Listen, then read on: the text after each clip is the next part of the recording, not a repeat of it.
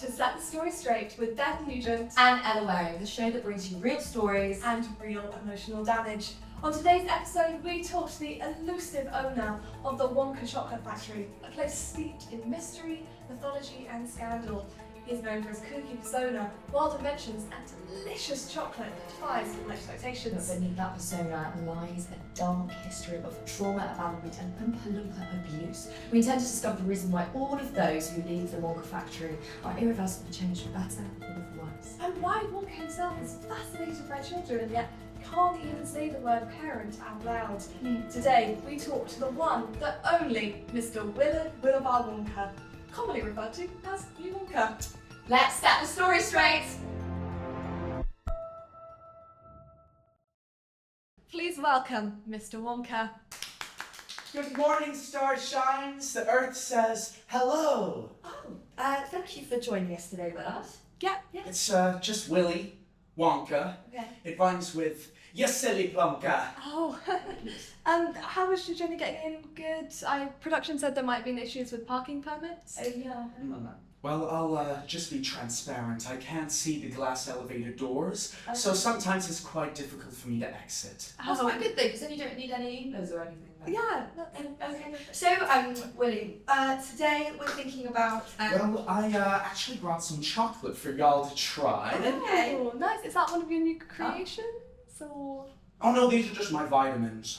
In chocolate form. I forgot to take them this morning. Oh, okay. These Nice. are my new creations. Oh. Wow. I would try the ibuprofen. Extra good. Oh. Okay. Wow. I think maybe we'll Save that have for them later. Yeah, thank you later. so much. We'll yeah. Don't want that to run through again. Yeah. So, talk us through from concept to creation. What inspires you, Mr. Wonka? And how do these magnificent treats kind of come into fruition, would you say? Fantastic question. Ever since I was a child, I found so much wonder in chocolate. Yeah. My first bar was the most magical. I found it stowed away at the back of the kitchen pantry, glittering, shining, calling out to me. I knew I shouldn't have, but I did. I took that bar and I unwrapped it as slowly as I could, savoring that wonder. And oh, that first bite. Oh, that first taste, that first moment, pure magic. And then the footsteps came, and the grumbling voice, and then... Are you okay? Do you need a break? Should we... So much wonder. Okay. So, do you want to tell us a little bit more about that wonder that you're feeling there, and with the treats and the process of how that all happens? It all starts with the humble cocoa bean. We start by pounding out the chocolate and spreading it as thinly as we can onto huge football field-sized sheets. That sounds seductive. We call it the Field of Dreams, and that is the base of our chocolate. Wow, that sounds delicious. I can't wait to see what happens next. So before we get into it, to ask about your factory and your career, we asked some of our viewers if they had any questions for you. And top voted choice was Susie from East Grinstead, who's wondering, what's your morning routine like, Mr. Wonka? Well, Susie, I like to get up precisely at 4:32 a.m. to the gentle sound of sobbing cocoa beans. That's how you know they're ripe. And then I like to do a light stretch, brush my teeth with candy cane sugar paste, and then I like to meditate for 7 minutes or so to the gentle, delicate sounds of sugar-coating jelly tots. That is an early wake-up call. Yeah. Actually, you just reminded me, I like to take a cold plunge into the fudge lagoon or the chocolate river, but sometimes the caramel can set too quick, so I've lost a shoe recently and a little bit of my dignity. Sense of dignity with the shoe or with... Sure. Okay. But can you elaborate? This is my question. Yeah. Elaborate on the sobbing cocoa bean. What Yeah. does that sound like? Is it a little bit of like a Oh, that's good. more of a sob, like a oh. Both. That is exactly right. Well done. Okay. You would make an amazing chocolatier. Got a new job for me. Yeah, okay, That's really but just good. just getting back on track. Oh, sorry. We got Malcolm from Hull who asked, you know, this might be a bit sensitive, so feel free to just shut the question down. But how do you keep the weight off with all, you know, these sugary treats that you've got going on? Weren't you a bit of an Augustus Gloop yourself? Well, we actually have a product for that. It's called the Everlasting Ab Crunchers. You chew it once, and your abs appear for life. You should really try it out, Malcolm. I am going to have one of those, surely. Sorry, before we recommend anything on air, has this been cleared by the FDA? I don't really feel comfortable recommending to a child. Meg, can we get legal on the phone? Yeah, I'll sort that out. Okay, great. Yes. Okay. Great questions there. Lots to think about. But moving on to more of the story of you and the factory, that we're here to kind of unravel on STSS. Take us through the idea, because we're all here to know, behind giving 5 kids the opportunity to come into your factory. Why now? Well, I was bored one day and thought, why not invite some minors into a highly unsafe industrial complex? It's much cheaper than therapy and far more fun. Okay. But I also wanted to find someone pure of heart. Someone that I could hold a conversation with, who was interested in the factory without wanting to lick the wallpaper. But did you not need like a risk assessment for that, or did you just let these kids in? Well, the lawyers did mention a risk assessment, but I thought that was just a new idea for a chocolate bar. So we just opened the gates and hope for the best.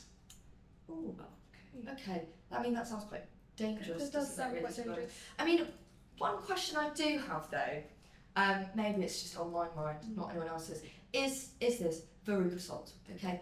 Because I can't stop thinking that she was harassed by these squirrels, quite borderline physically assaulted, quite there. Yeah.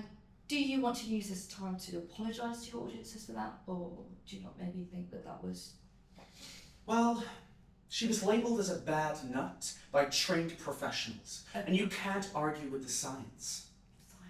I think that Mr. Wonka, the squirrels being trained professionals. Like, I'm sorry to be confrontational, but a child was fatally injured. You know, it's a miracle she even survived.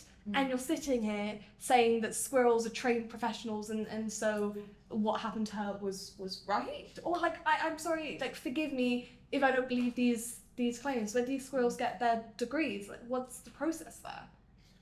Well, she wanted a squirrel with all of her heart.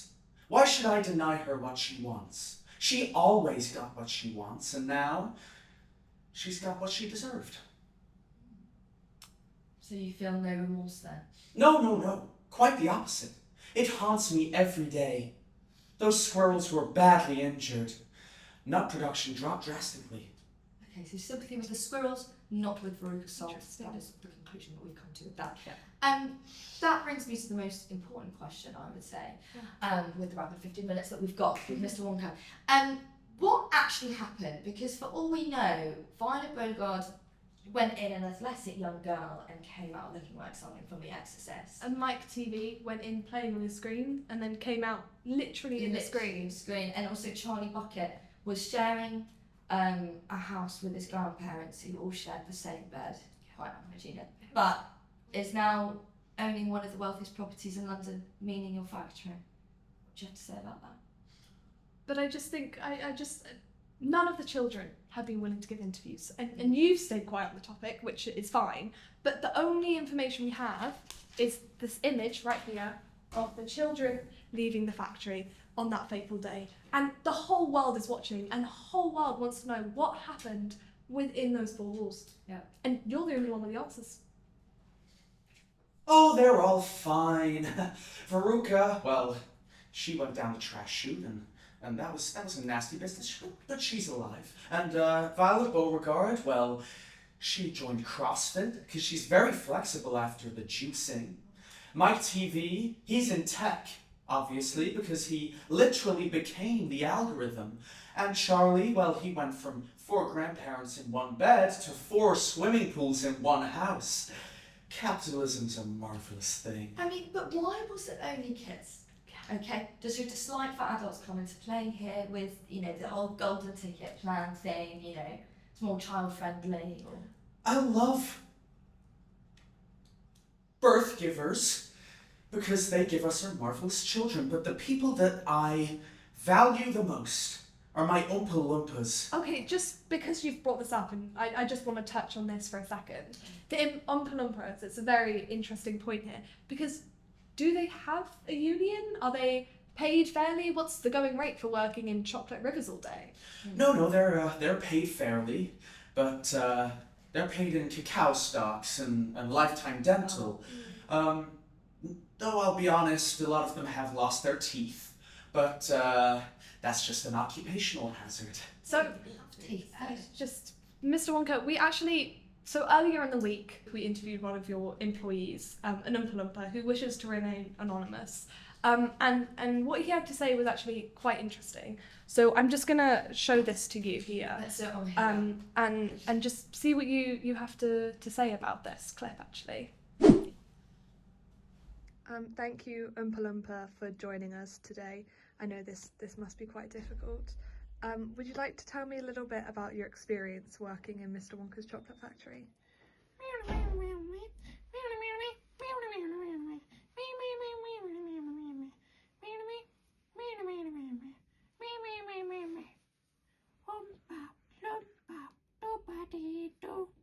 Mr. Wonka going to sue. Yeah, so quite interesting. So, Mr. Wonka, after seeing that, what's your reaction? I mean, the Oompa Loompa in that video was obviously quite distressed, and they're looking to sue. That's some quite serious claims that are being made against you. Never in all my years of podcasting and chocolatiering have I ever met two people with such large noses that they love to stick into other people's businesses.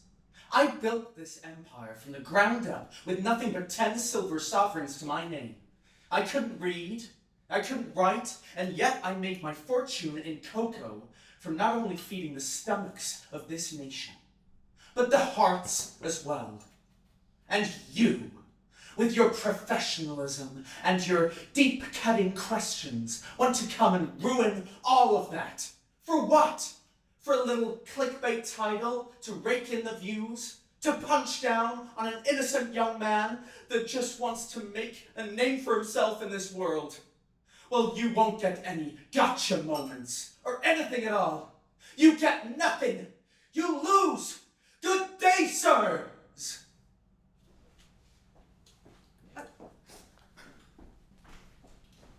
Horrific. Okay, now do you want something about her? Yeah, just something to... Wow.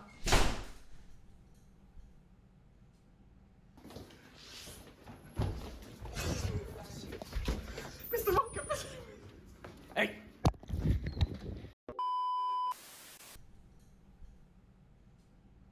I mean, that was really quite something, wasn't it? Yeah. I don't even know what to say. What a way to start our season. I Set mean, the story straight. Someone storming out, you think that would happen seasons on? That's literally quite happened within 15 minutes. I shall be bringing out red wine next time. A bit more stronger for me. I just think, Ella, we're never going to know what happened, really, in No. that factory. Everyone's quite, tight-lipped about it. I mean, if the Oompa Loompas are going to sue him, but then he's suing us, I mean, Yeah, guys losing a lot of money, I I think at the end of the day, all we know is that what happened in that factory probably was not Yeah. ethical. And I think that is really what we're trying to uncover there. And I think, it's out for anyway, but I think he's not that nice of a person. No. I mean, he No, said he I had large noses, and I just think Well, that's not true, because I think so true. That's a bit ridiculous. I'm a bit triggered by this picture, actually. Let's put that away. But please do join us next time where we'll be talking with the infamous Goldilocks as she explains why she's seeking an appeal of breaking and entering charges of the Bears' home. Well, we're your hosts, Beth and Ella, and we've been Setting story straight. See you next week.